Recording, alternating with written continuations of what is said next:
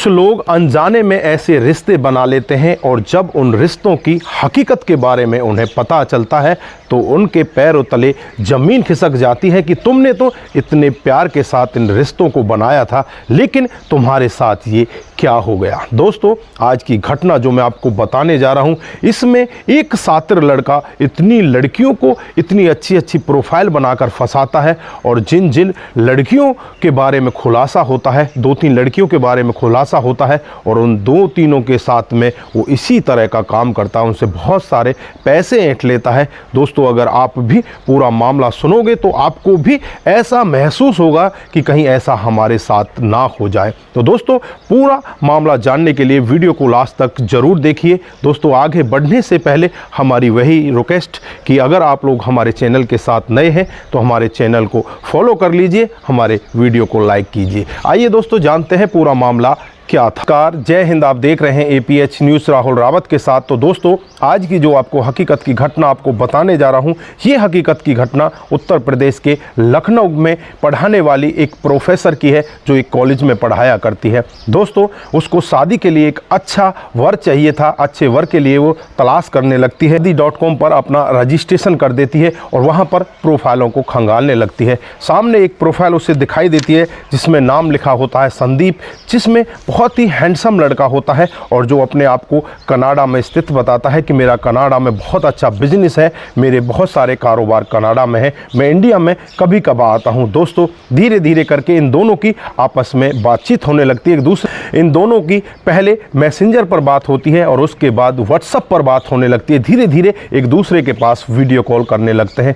दोस्तों, धीरे धीरे इसी तरह से कुछ समय बीतता है और जो यहाँ पर संदीप होता है वो इस प्रोफेसर से कहने लगता है कि मैं तुमसे मिलने के लिए इंडिया आ रहा हूं, क्या तुम मेरे से मिलने के लिए तैयार हो। तो यहाँ पर जो प्रोफेसर होती है वो भी कहने लगती है कि हाँ बिल्कुल, मैं आपसे मिलने के लिए तैयार हूं। तो दोस्तों, एक तय की जाती है और उसी डेट को ये लड़का उत्तर प्रदेश के लखनऊ में पहुंच जाता है और यहाँ जाकर प्रोफेसर से मिलता है। दोस्तों, आपस में एक दूसरे के साथ दोनों बहुत ज़्यादा बातचीत करते हैं। देखने में ये लड़का बहुत ही ज़्यादा खूबसूरत होता है। उसके बाद आपस में इस तरह की इनकी बातें बढ़ती हैं, इस तरह से इनका प्यार बढ़ता है। ये दोनों बिना कुछ सोचे समझे एक दूसरे के साथ संबंध बना लेते हैं। जैसे ही संबंध बनता है, जो प्रोफेसर है वो थोड़ी सी हिचकिचाने लगती है और कहने लगती है कि ये तो हमने गलत कर दिया, आवेश में आकर मैंने गलत कदम उठा लिया। लेकिन यहाँ पर जो लड़का होता है उसे समझाते हुए कहता है कि ये गलत नहीं है, शादी के बाद तो हमें ये करना ही है, आज हो गया तो कोई बात नहीं, हम दोनों शादी करने वाले तो हैं,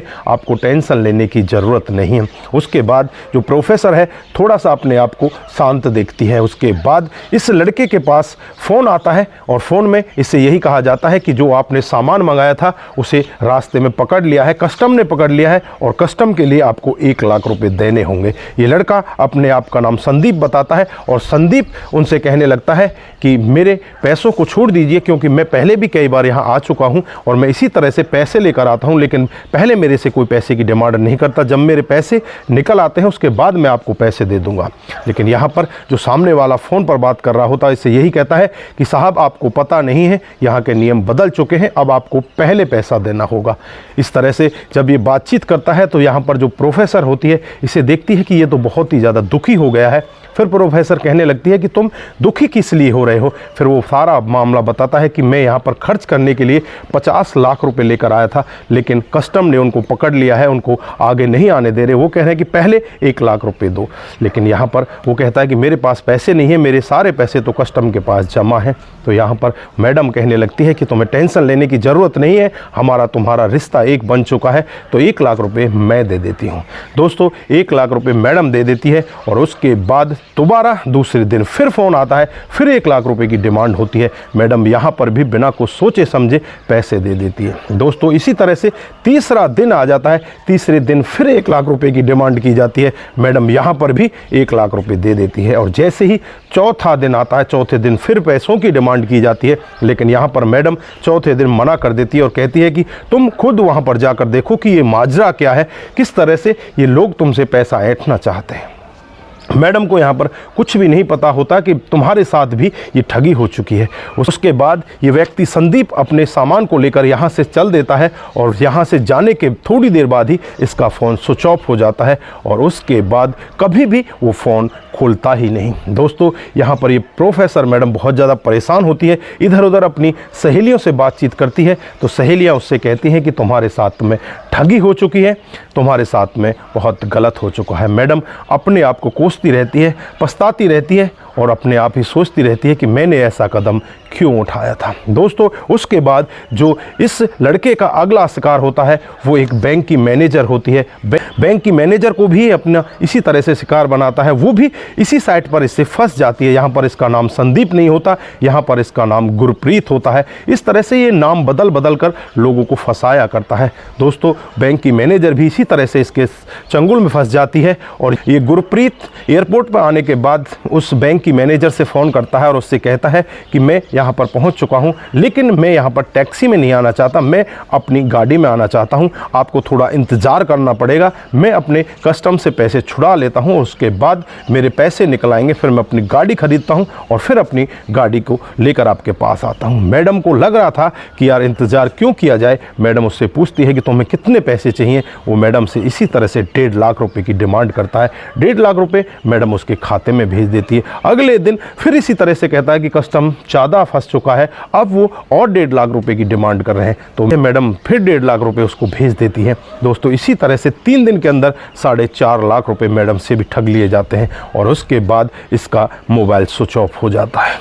दोस्तों, ये तो बड़ी प्रोफाइल होती हैं, इन दोनों के पास तो काफ़ी पैसा था, इसलिए ये कहीं भी शिकायत नहीं करती और अपने आप को ठगा महसूस करके वहीं पर शांत बैठ जाती हैं। उसके बाद एक नर्स होती है जिसके पास कुछ भी पैसा नहीं होता, वो एक हॉस्पिटल में जॉब किया करती है, उसकी सैलरी 10 से 12 हज़ार रुपये होती है। उसके साथ भी ये इसी तरह से प्यार प्रसंग का जाल बिछाता है और वो लड़की भी इसके चंगुल में फंस जाती है और उससे भी इसी तरह से पैसे की डिमांड करता है। तो वो लड़की भी जैसे तैसे करके 1 लाख रुपये इसके खाते में जमा करा देती है। वो लड़की बहुत ही ज़्यादा दुखी होती है, दुखी होकर इसके खाते में पैसे तो जमा करा देती है, लेकिन वो लड़की उसके बाद फिर दोबारा रोने लगती है और कहने लगती है कि बस तुम आ जाओ, मैं तुम्हें देखना चाहती हूँ, ये पैसे तो मैंने जैसे तैसे तुम्हारे खाते में जमा करा दिए। वो लड़की जालंधर के गोलेरिया थाने के पास एक गांव है, उस गांव की रहने वाली होती है। उसकी आइडेंटिटी तो हम आपको नहीं देने वाले, बाकी उस लड़की के मन में उसके लिए बहुत ज़्यादा प्यार होता है और प्यार की वजह से ही वो उसके खाते में पैसा जमा करा देती है। फिर वो लड़का अगले दिन 60,000 रुपये की डिमांड उसके साथ और कर देता है। अब 60,000 रुपये की डिमांड उस लड़की के साथ हो जाती है, लेकिन उस लड़की के पास पैसा तो था ही नहीं। पहले भी उसने 1 लाख रुपए लोगों से लेकर इकट्ठा करके उसको दिया था, आज उसके साथ और डिमांड बढ़ जाती है। वो लड़की बहुत ज़्यादा परेशान हो जाती है और अपने आप को ठगा महसूस करती है। फिर वो फ़ोन करती है तो वो फ़ोन बंद हो जाता है। दोस्तों, फिर ये लड़की नज़दीकी पुलिस स्टेशन में पहुंच जाती है, जो जालंधर के गोलेरिया थाना होता है। उसमें जाने के बाद ये इस लड़के के खिलाफ मामला दर्ज कराती है और कहती है कि इस तरह से मेरे साथ में ठगी हुई है, आज वो फ़ोन बंद है। अब पुलिस उस नंबर की जांच पड़ताल करने लगती है और जांच पड़ताल करते करते पुलिस के जो SHO होते हैं सुखदेव सिंह इस मामले की पैरवी करते हैं और पूरी सच्चाई के साथ इसकी जांच पड़ताल करते हैं। पंजाब के बरनाला ज़िले का एक गांव है बहला गांव, ये बहला गांव में इसकी लास्ट लोकेशन दिखाई देती है।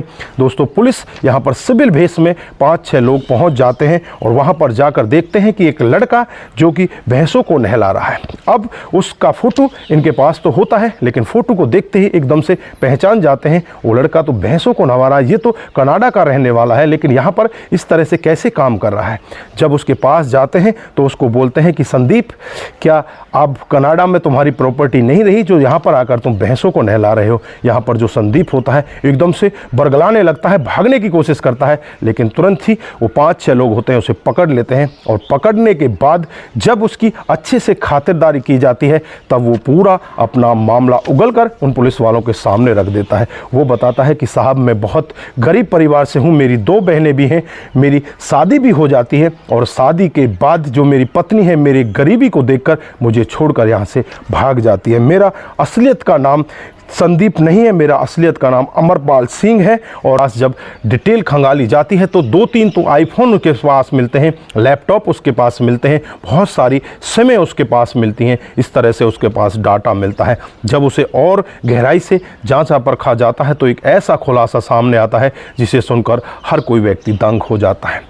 वो बताता है कि मेरी शादी होने के बाद कुछ ही दिन बीतते हैं, जो मेरी पत्नी होती है मेरी गरीबी को देखकर यहाँ से मुझे छोड़कर तलाक देकर चली जाती है। उसके बाद मैं इधर उधर घूमने लगता हूँ और कई सारी साइटों पर, अपनी शादी.com पर और मैट्रिमोनियम साइट पर, इस तरह की साइटों पर मैं अपनी प्रोफाइल बनाता हूँ, लेकिन कोई भी मेरी प्रोफाइल को देखकर मेरे पास फ्रेंड रिक्वेस्ट ही नहीं भेजती, क्योंकि मेरी प्रोफाइल में मैंने किसान लिखा था और मेरे पास कुछ बीघा ज़मीन है, वो सारी डिटेल लिखी थी। इस सब को देखकर कोई भी मेरे पास आता ही नहीं। उसके बाद मेरे दोस्तों ने मुझे सलाह दी कि तू इसमें प्रोफाइल को चेंज कर और इसको हाई प्रोफाइल बना दे। फिर मैंने अपने आप का नाम संदीप रखा और कनाडा में हाई प्रोफाइल के रूप में मैंने अपने आप को दिखाया। उससे मेरे पास जो रिक्वेस्ट हैं उनमें लाइन लग जाती है और इतनी सारी हाई प्रोफाइल रिक्वेस्ट मेरे पास आती हैं और इसी तरह से मैंने बहुत लोगों को ठगा है। लेकिन यहाँ पर जो नर्स मेरे चंगुल में फंसी थी, इसके पास शायद पैसा नहीं था, इसने इसलिए आपके पास जाकर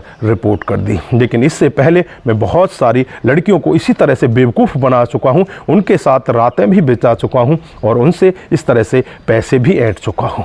पुलिस भी एक बार सोचने के लिए मजबूर हो जाती है कि आदमी आखिरकार पैसों के लिए किस तरह से पागल हो जाता है। दोस्तों, फिलहाल के लिए उसके खिलाफ तमाम धाराएं लगा दी जाती हैं और तमाम धाराएं लगाकर उसे पुलिस की कस्टडी में बंद कर दिया जाता है। दोस्तों, यहाँ पर उस नर्स को भी सलूट करना पड़ेगा कि जिसने इतने बड़े खुलासा को उजागर किया, नहीं तो बाकी बहुत सारी हाई प्रोफाइल लड़कियां अपनी इज्जत को ना उछले इसलिए वो पैसे देकर भी अपने आप को इस तरह से अलग करके चुपचाप बैठ जाती हैं। वो कभी भी इस मामले को हाईलाइट नहीं करती। लेकिन यहाँ पर जो नर्स ने कदम उठाया वो बहुत ही अच्छा कदम था। लेकिन यहाँ पर सोचने वाली बात कि आप इस तरह से बिना कुछ जाने पूछे, इस तरह से जो फ़ोन के जरिए, मैट्रिमोनियम साइट के जरिए या शादी.com के जरिए इस तरह से लोगों से आप मिल रहे हो, तो वहाँ पर आपके साथ ऐसा धोखा भी हो सकता है। मैं ये नहीं कहता कि हर कोई धोखेबाज होगा, लेकिन ज़्यादातर लोग इसी तरह से धोखा, फ्रॉड कर रहे हैं और इसी तरह से लोगों के साथ में वो चीटिंग कर रहे हैं। तो दोस्तों, अपने आप को सुरक्षित रखने की ज़रूरत है, अपने आप को इन लोगों से बचाने की ज़रूरत है, क्योंकि इस तरह के फ्रॉड हर जगह घूम रहे हैं और हर साइट पर इस तरह के एकाध ना एकाध फ्रॉड मिल ही जाएगा। तो दोस्तों, अपने आप को सतर्क रखें, सावधान रखें और इस कहानी से हमें बहुत बड़ी सीख भी मिलती है कि इस तरह से किसी पर भी आंख बंद करके विश्वास करना कितना बड़ा हानिकारक हो सकता है। दोस्तों, अपने दोस्तों के साथ इस कहानी को ज़्यादा से ज़्यादा शेयर करें, क्योंकि दोस्तों को भी पता चल सके कि इस तरह की घटनाएं हमारे समाज, हमारे देश के अंदर आए दिन बढ़ती जा रही हैं। तो दोस्तों, आप जहां भी रहें सतर्क रहें, सावधान रहें, अपने परिवार का ख्याल रखें, अपने बच्चों का ख्याल रखें और अपने रिश्तों की अहमियत को समझें और अपने आप का भी विशेष ध्यान रखें। नमस्कार, जय हिंद, जय भारत।